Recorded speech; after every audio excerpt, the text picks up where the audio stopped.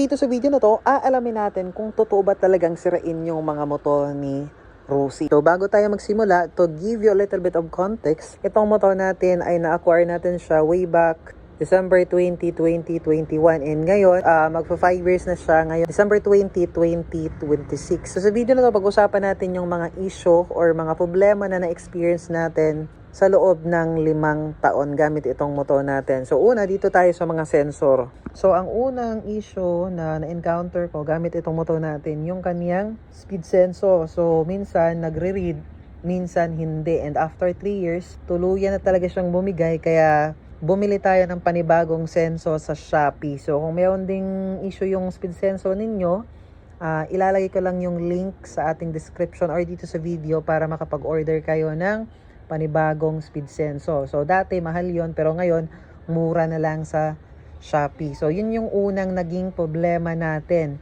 So isa rin pala sa mga issue ng ating Rosie Flash na na-encounter ko ay kaniyang fuel gauge hindi accurate. So kahit full tank yung motor natin, yung reading dito is 2 bars lang. Pero kapag nasa kalahati na yung tanki natin, magiging full bars yung reading ng ating fuel gauge. Pero madali lang naman yan kasi nagawan ko na yan ng video, separate na video. Panoorin nyo na lang dito sa channel ko. Hanapin nyo na lang kung paano i-reset or i-manual reset yung ating fuel gauge na hindi accurate yung reading. So yun yung pangalawang issue natin.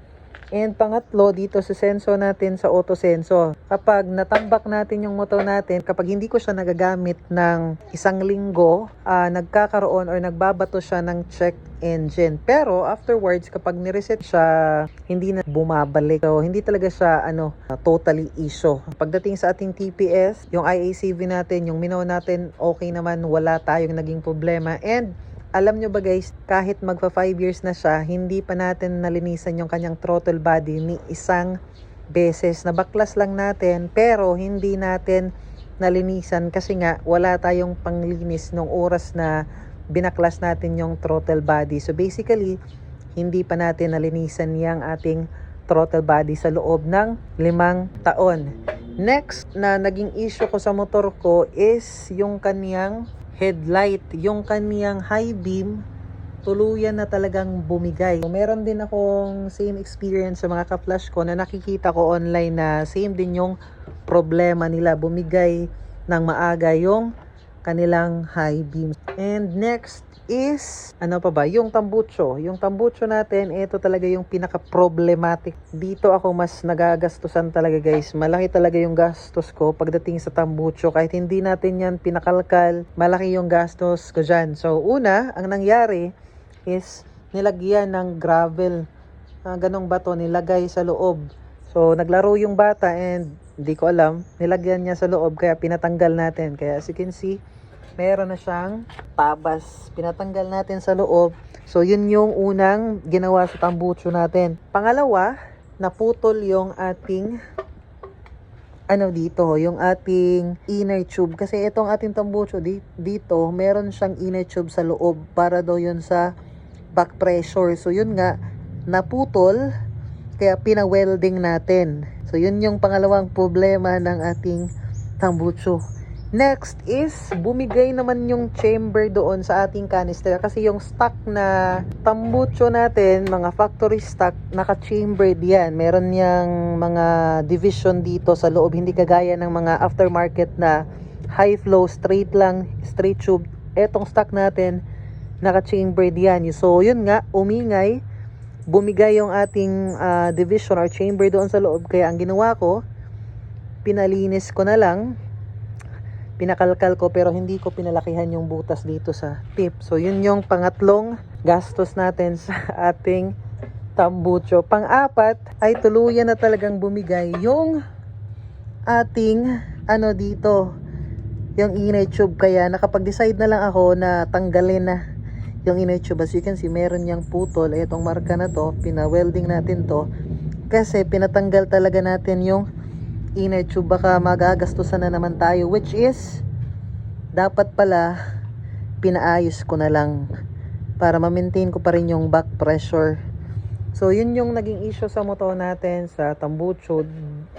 dito naman tayo sa makina. So, sa makina natin, mayroon tayong issue pero kasalanan natin. Una is yung kanyang gasket dito. So, dati kasi mahilig akong maglinis ng motor kahit mainit pa yung makina. Sobrang excited. Ang nangyari, bumigay yung gasket dito and yun, or nakapagpalit tayo ng isang beses. So, yun.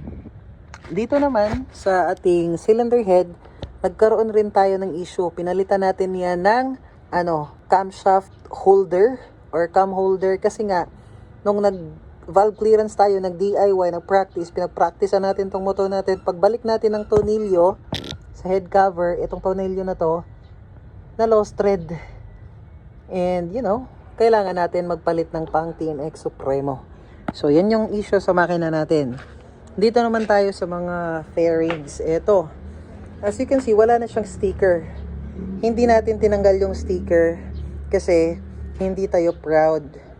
So, tinanggal natin kasi kailangan talaga nating tanggalin kasi nagkaroon ng malaking gasgastong front decorative cover natin kasi nabangga tayo, guys. So, yun ang nangyari. Nabangga tayo and meron siyang malaking gas kasi dito na kailangan nating lihain. Ito pa nga, meron pang I don't know kung kita nyo. Ito, ayan. Yun yung marka. Malalim yan. So, nilihan na lang natin. So, that's why naging, manipis na lang. And yung ating tapaludo dito sa front, as you can see, meron siyang biyak kasi tumama to sa isang motor and then na-fold and bumigay. So, ang ginawa natin, ginamitan natin ng soldering iron. So, yun yung ginawa natin sa cover natin.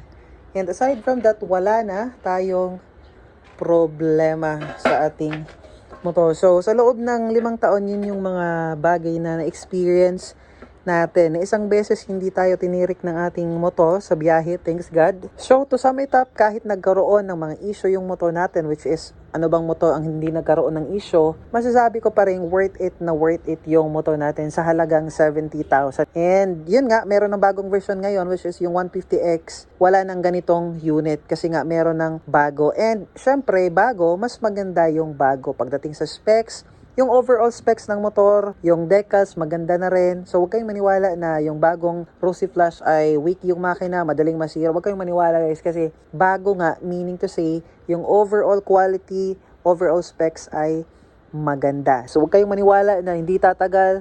Ito yung patunay na tumatagal yung motor ni Rosy. So, kung nagustuhan nyo tong video na to, guys, paki-like and paki-subscribe naman natin channel para updated kayo sa mga susunod nating video. So,